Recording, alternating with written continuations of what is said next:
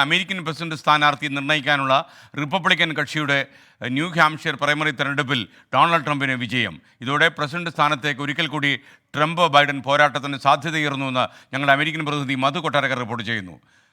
മധുവിലേക്ക് നമ്മൾ പോകുന്നു. Good morning Madhu Kottarakkara, വിവരങ്ങൾ.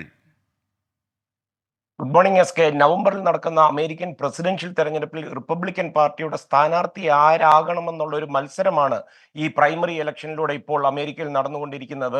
അയോവ സംസ്ഥാനത്ത് തകർപ്പൻ വിജയത്തിന് ശേഷം നടന്ന അടുത്ത പ്രൈമറി തെരഞ്ഞെടുപ്പ് ഈ മുൻ അമേരിക്കൻ പ്രസിഡന്റ് ഡൊണാൾഡ് ട്രംപ് വീണ്ടും വിജയിച്ചിരിക്കുകയാണ്. ന്യൂ ഹാംഷയർ സംസ്ഥാനത്താണ് ഇന്ന് അല്പസമയം മുമ്പ് ഈ തെരഞ്ഞെടുപ്പ് നടന്നത്. ട്രംപിന് 53.4% വോട്ടുകളും തൊട്ടടുത്ത സ്ഥാനാർത്ഥി നിക്കി ഹേലിക്ക് 45.5% വോട്ടുകളുമാണ് ലഭിച്ചിരിക്കുന്നത്. ഇതോടെ നവംബറിൽ നടക്കുന്ന അമേരിക്കൻ പ്രസിഡന്റിനായുള്ള ജനറൽ ഇലക്ഷനിൽ ജോ ബൈഡൻ ഡൊണാൾഡ് ട്രംപ് മത്സരത്തിനുള്ള സാധ്യത ഏറിയിരിക്കുകയാണ്. ഇന്ന് നടന്ന ഈ തെരഞ്ഞെടുപ്പിൽ ഈ റോൺ ഡെസാന്റിസ്, വിവേക് രാമസ്വാമി ഒക്കെ പിന്മാറിയതോടെ ഇന്ത്യൻ വംശജയായ നിക്കി ഹേലിയായിരുന്നു ഡൊണാൾഡ് ട്രംപിന്റെ മുഖ്യ എതിരാളി. ഇന്നത്തെ ഈ വിജയത്തോടെ ആത്മവിശ്വാസം വല്ലാതെ വർദ്ധിച്ച ഡൊണാൾഡ് ട്രംപ് ഇതോടെ പ്രൈമറി ഇലക്ഷനുകൾ റിപ്പബ്ലിക്കൻ പാർട്ടി അവസാനിപ്പിക്കണമെന്നുള്ള ഒരു ആവശ്യവും മുന്നോട്ട് വെച്ചിരിക്കുകയാണ്.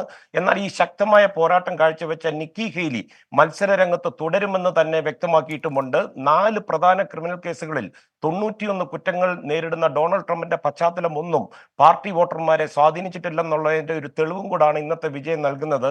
ട്രംപ് പ്രധാനമായി വിജയിച്ചത് ചെറു പട്ടണങ്ങളിലും ഉൾഗ്രാമങ്ങളിലുമാണ് S K. Okay, thank you Madhu Kottarakkara.